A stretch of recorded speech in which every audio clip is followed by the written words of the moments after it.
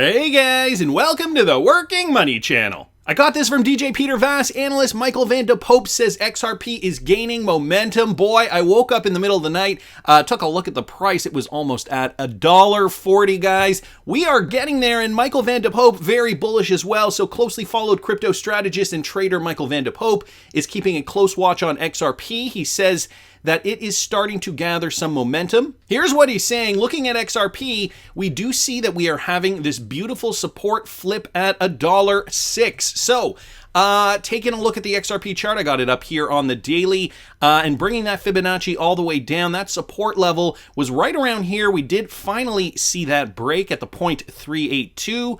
Right in and around here, that was $1.06. Now we are obviously moving up. I've also marked the level. This is what he's saying. I've also marked the level at around $1, as that is a very good entry point, but we can see that the very important significant level of 106 is providing support here. Some consolidation, sideways action, and most likely we are going to have a new breakout to the upside. Sure enough, we are indeed seeing XRP trend to the upside. So coming out of that bullish pennant pattern, as I was talking about last week, moving to the upside, this is exactly what XRP is doing now. And, if I throw this real quickly on the hourly, you guys can see we did hit $1.39 before a significant retracement back. So $1.40, we're finding support there. Broke past this most recent high that we saw for XRP back in mid-August of about $1.35. So just kind of been trending sideways. Finally broke past that, but we aren't seeing it get past that with conviction yet. That is likely going to be the next stage here, getting past that with conviction. So we are seeing price action hovering here at around the $1.35 mark. So this is what Van de Pope is saying. We also have to look at BTC and see where Bitcoin is at this moment in time. Now, Bitcoin, let me just throw it here on the daily. We can see Bitcoin is also, I noticed it was trending on Twitter, also making new highs. So people getting excited again, that retail FOMO really ramping up. And if we were to take this most recent high, remember last week we were talking about this high for Bitcoin here, this most recent high before that downturn. Well, we broke past the 0.702 if we were going to take it from that measurement there. But, of course, the 0.702 is much higher if we actually take it from the top of that trend, Bitcoin's all-time high of about $65,000. The 0.702 would land us in and around $54,000. So there's still some work to do. We're eyeing this level. This is going to be critical right here. I'm going to put a messy asterisk right over there. That's going to be critical, guys. We have to break through that level in order to really kind of get a sense of where altcoins are going. And so Bitcoin's doing well. XRP is already breaking out to the upside. I want to talk about what's going on, not just in the United States, but even in Australia. This was brought to me by a viewer, Carrie. He just emailed this to me.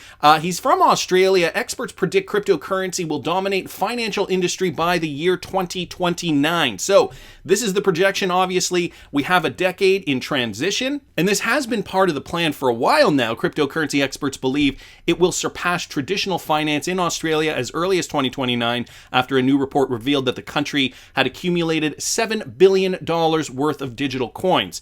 Comparison site Finder has released its annual cryptocurrency report with some significant revelations, including that 31% of Gen Z Australians born after 1997 own some form of cryptocurrency. So these are Australian statistics. Nevertheless, this news outlet in Australia is saying that the financial industry there really looking to take hold over the next decade. As we are assuming in the United States and Canada and the rest of Europe as well, cryptocurrencies are virtual or digital forms of money, as we all know. Australians have amassed $7 billion worth of cryptocurrency, with the average investor owning about $2,078 in digital assets. And there's some more statistics down here. Also, we've got the Elon Musk tweet influence Bitcoin prices. So just kind of marking where Bitcoin price has gone and where tweets have been tweeted out by Elon Musk. Obviously, there is a little bit of a correlation there, but I think by and large, the cryptocurrency market does beat to its own drum.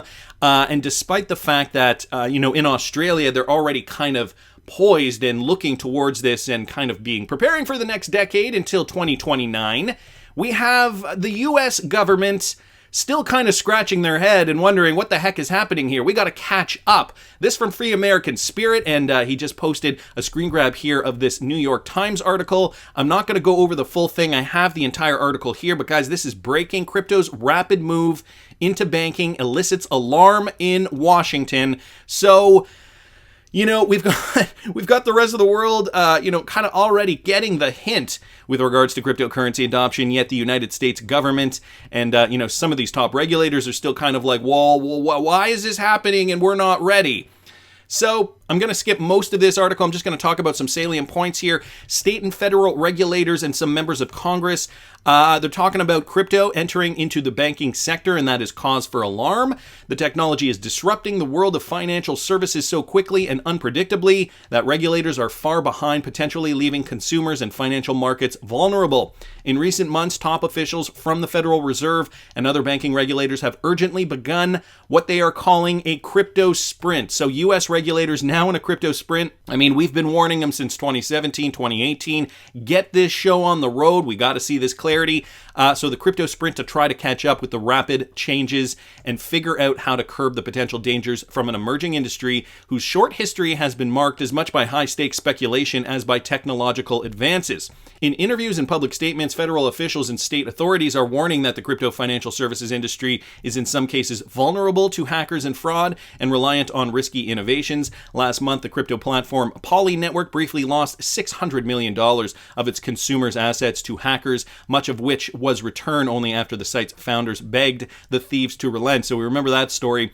Here is a quote, guys. We need additional authorities to prevent transactions, products, and platforms from falling between the regulatory cracks. That coming from Gary Gensler, the chairman of the SEC. That's what he wrote in an August letter to Senator Elizabeth Warren, Democrat of Massachusetts, about the dangers of cryptocurrency products. We also need more resources to protect investors in this growing and volatile sector. So this is all stuff that we've all heard before. Ultimately, though, the U.S. government realizing they really need to step it up if they do not want to be left behind. Too little, too late, guys. Put it down in the comments if you have an opinion on this. I have a feeling I know what you guys are thinking. Michael at Val5Links also brought this to our attention with regards to this same story. So just going to talk a little bit about this. Crypto is the new shadow bank. This coming from Elizabeth Warren. It provides many of the same services, but without the consumer protections or financial stability that back up the traditional system. It's like spinning straw into gold. Investor protection is a priority, so again with the Gary Gensler quote, he too has repeatedly called for better investor protection. SEC is working on regulations. Investor protection is in mind. The United States SEC Chairman Gary Gensler has been at the center of much of this regulatory discussion. Of course, we know the Ripple SEC case is also going to be a huge part of this. Gensler is knowledgeable about the market and the technology, having taught courses at MIT, as we all know, so on and so forth. So just another article here with Elizabeth Warren specifically calling the crypto market a new shadow bank, and that's from a crypto outlet, but I think this one here from the New York Times, this really is speaking volumes to where the government sees they need to put resources, and fast, because I forget who said it, but I think it was Brad Garlinghouse. We are moving forward, and, we are moving forward regardless of if there is the clarity. So whether you want to be part of this or not, and I'm paraphrasing, of course, we're going to be going, or cryptocurrency rather, is going to be moving ahead. So we better get those regulations soon. And sure enough, here we are. BondCrypt XRP also bringing up this article with regards to the FCA and their chair, Charles Randall. So in a recent article, Reuters has reported that British financial regulator, the FCA, states that regulation of crypto assets will take careful thought. The chairman of the FCA, Charles Randall, stated that regulatory agencies need powers to prevent potential harm from befalling promotions of crypto assets. Now the FCA has an idea to do just that. So the chair of the FCA stated that no assets or any actual cash flows underpin Bitcoin and other speculative digital tokens in reality. Many of them even fail to show a scarcity value. He is referring to cryptocurrencies as new speculation, assuming that their story is not going to end well, as with the story of many other new speculative assets. Therefore, he added, regulators need to be granted powers to bring down the amount of damage that can be done by the promotion of crypto assets and be able to stop the contagion of unlicensed firms from conducting unregulated activities with crypto tokens. Now, I am reading between the lines here. This is the FCA chair, Charles Randall. This is what he's saying about speculative tokens. Of course, we have all this, U.S. talk about how we're being left behind. This is shadow banking, and I mean, it's your own fault, regulatory bodies in the United States. You guys were the ones who have been dragging your heels for years now, not giving clear cryptocurrency regulatory clarity, and now you're complaining? Sheesh. But back to this, the FCA chair saying that, the speculative coins, we've really got to clamp down on these. I'm reading between the lines here because we already know that the FCA has granted XRP clarity. We know that they have deemed XRP a currency. And so, whereas in the United States, we have that clarity on Bitcoin and Ethereum, and now we're in the process of getting that clarity on XRP. In the UK, there is already that clarity for XRP. So I have a feeling this is, this is more for those coins, 11,000 plus coins in the cryptocurrency space that are fly-by-night, 99% of them fly-by-night projects. And a lot of people just want to make a quick buck and get the heck out of Dodge. So here we have the FCA stating this. We, of course, back to Elizabeth Warren, Gary Gensler. The U.S. government should have been doing their work years ago now. I'm going to keep moving with some Ripple partner news, guys. This from Valente Technologies. We're delighted to be shortlisted for Payment Technology Provider of the Year at this year's Payment Awards hosted by FS Technology. Congratulations to all of the businesses nominated. So Valente, a Ripple partner, and they have been nominated, shortlisted for Payment Technology Provider of the Year. We also know Valente is the one that is going to be integrated into the US's FedWire project. So that's how faster payments are going to move in the United States, getting onto ISO 20022 technology moving forward. Valente, part of that. They're also a Ripple partner. So just wanted to mention that. That retweeted out directly from Valente's Twitter account. We also have this, guys, from the Cryptic Poet Bano and Ripple partner Neum to enhance digital payments for international students in Australia. So just, going back to this first article that I was talking about, right, that experts are predicting cryptocurrency will dominate the financial industry. Well, we're seeing more of this in Australia. The partnership enables Bano to expand its current digital financial service offerings for digital native young Australians and international students in Australia. Australian fintech Bano has partnered with leading global payments platform Neum, which we know is a Ripple partner, to expand their digital payment offerings, which are designed to support digital native young Australians and international students. The partnership comes as the Australian government announces a plan for the rapid recovery of the nation's $40 billion international student sector. Of course, a lot has been disrupted because of this pandemic, and, international students traveling abroad to go to school, that is one of those things that I don't think many of us think about, maybe unless you are one of those international students or you are of university age and perhaps you have a friend that is from out of country. But yeah, that has hindered a lot of students traveling abroad to get educations in other countries. So this is, this initiative, at least in Australia, is to help promote that with Neum, which is indeed a Ripple partner. Of course, we know Neum began leveraging Ripple's advanced blockchain technology to process transactions in real time. I believe this was back in 2017, if I'm not mistaken. So great news there. Wanted to thank the Cryptic Poet for bringing that to our attention. And with regards to the SEC lawsuit, just another tidbit here from Michael at Val5Links, bringing this article to our attention now. Not going to go over this whole thing. Just wanted to bring you guys this quote here, and actually directly quoting John Deaton's tweet here, and his view on what Ripple's attorneys seem to think about BTC, ETH, and those XRP documents that the SEC refuses to turn over. The Ripple attorneys seem to almost guarantee that the BTC, ETH, and XRP documents that the SEC refuses to turn over will be absolutely exculpatory and potentially end the case. So, John Deaton, based on what Ripple's lawyers are doing and saying, he's thinking that this is, and I know this tweet is about a week old now, but he is saying this is really going to be telling and really give us some concrete evidence as to what was going down behind closed doors at the SEC. And for those of you guys who do not know this word, exculpatory, just to give you guys a quick definition here, tending or serving to clear from alleged fault or guilt. Examples: the DNA found at the crime scene proved to be exculpatory. It did not match that of the defendant, so he was acquitted, giving evidence that essentially cannot be refuted. John Deaton down here continuing, but how could these Ripple attorneys possibly know what these SEC documents show? Have you looked up the Ripple defense team? Of course, we've talked about Mary Jo White and Andrew Seresny, who both served on the SEC.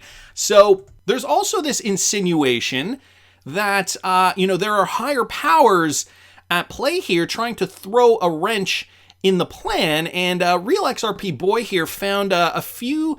I believe it was from XRP. Yeah, this one was from XRP chat. So this is just this is a message board created for XRP enthusiasts. It was one of the first message boards and talk forums that XRP hodlers had back in the early days, 2017, 2018. And so here's what he found with regards to Chris Larson. Apparently, Chris Larson did a talk in 2018, transcript of Chris Larson's Money 2020 talk, The Ripple Effect. So there are transcripts here of the talk. And Real XRP Boy is not buying it necessarily. He says, I'd love to actually watch the actual footage is all I'm saying. This doesn't actually sound like Chris Larson, but either way, interesting thought process going back a few years, posted in October of 2018. Now, again, this is somebody's transcript of this. I would love to see that footage. I'm going to get to a clip that Real XRP Boy did find. Chris Larson isn't talking about this exact thing from this, but we do know at least that Money 2020 talk did happen in October of 2018. Anyway, I'm going to read you guys this. This is what Chris Larson allegedly said. Frankly, I think there's been a couple of very large Bitcoin holders that have been very influential in Washington that made a huge mistake. They should have gotten the industry together, all the major platforms, and should have emphasized this is how it's going to be a serious industry, that it is going to be the second internet, fundamentally, to change things.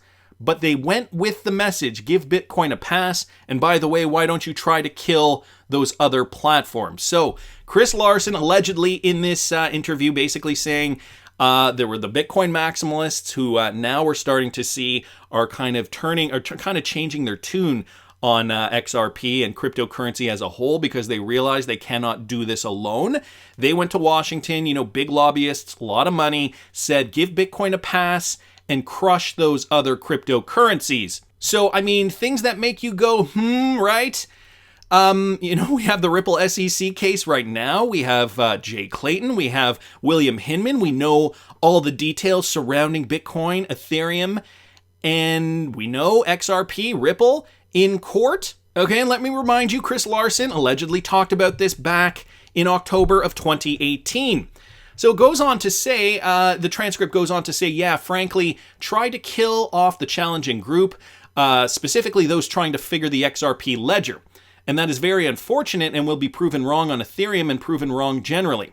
We see him sometimes at conferences. He pops up all the time. Spend some time walking through history. That is incorrect, seeming not to have a really deep grasp on how the industry works. Seems to say, I agree, I get it, thanks for clarifying that, then goes out of his way to repeat the same mischaracterization. So he's talking about somebody specifically. I do not think we know the identity of that person. Clearly he has things like a Bitcoin agenda, and I understand is a Bitcoin holder. He should expose that if it's the case. That's not helping the industry. That's not helping America. Again, Chris Larson, coming on here talking about this idea that big Bitcoin lobbyists back in 2018, people who made money off the Bitcoin rallies, likely, back in the day, right, when Bitcoin was trading under $100, you can only imagine the kind of profits some of these guys would have made if they got into Bitcoin in 2012, for example, and have been lobbying. That's a 23,000% profit, okay, getting in 2012, getting out at the top of the market in late 2013, and then, of course, since then, there's been more opportunities for profit, like another 8,000%.